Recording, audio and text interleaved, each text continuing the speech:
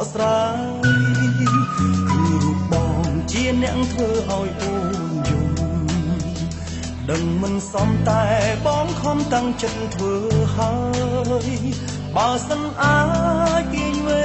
លាឲ្យវិលថយក្រោយបងនឹងសងត្រានត្រើយនៅកំហុសដែលបានសា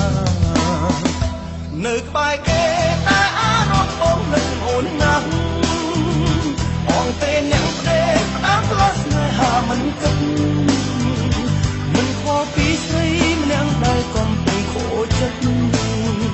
សូមព្រមមិនអូនលើកលែងទុំឲ្យបងផងស្រឡាញ់គេតែបែបដងហើយឈ្មោះនួលអងសូមអូនស្ដាប់ផងថាបងគួរឈឺចាប់ក្រៃបើវិលរកខ្លួនអ្នកថ្មីប្រកបរីងរៃ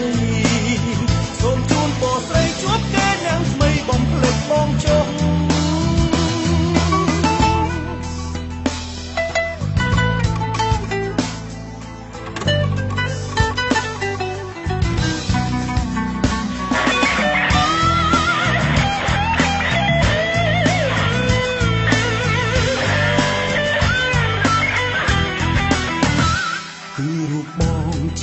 ធ្វើឲ្យអូនយំ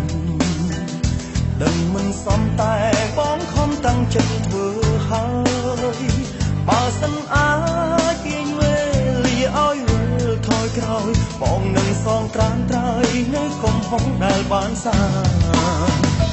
នៅក្បែរគេតែអារម្មណ៍បងនឹងអូនណាស់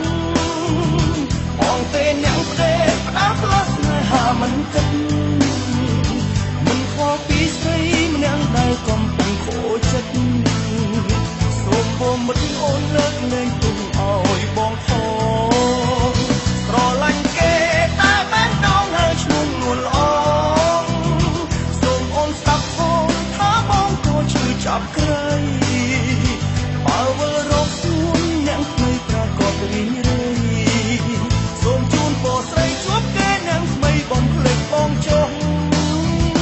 នៅក្បែរគេតែអារម្មណ៍បងនឹកអូនណាស់បងទេអ្នកផ្ដេកផ្ដាំផ្លាស់ស្នេហាមិនគិតមិនខ្វល់ពីស្រីម្នាក់ដែលកំពុងខូចចិត្តសូមវមិត្តអូនលើកលែងទុំឲ្យបងផងស្រឡាញ់គេតែបែបដងហើយឈ្មោះនួលអងសូមអូនស្ដាប់ផងថាបងគួរឈឺចាប់ក្រៃបើវិលរកខ្លួនអ្នកថ្មីប្រកបរីងរៃ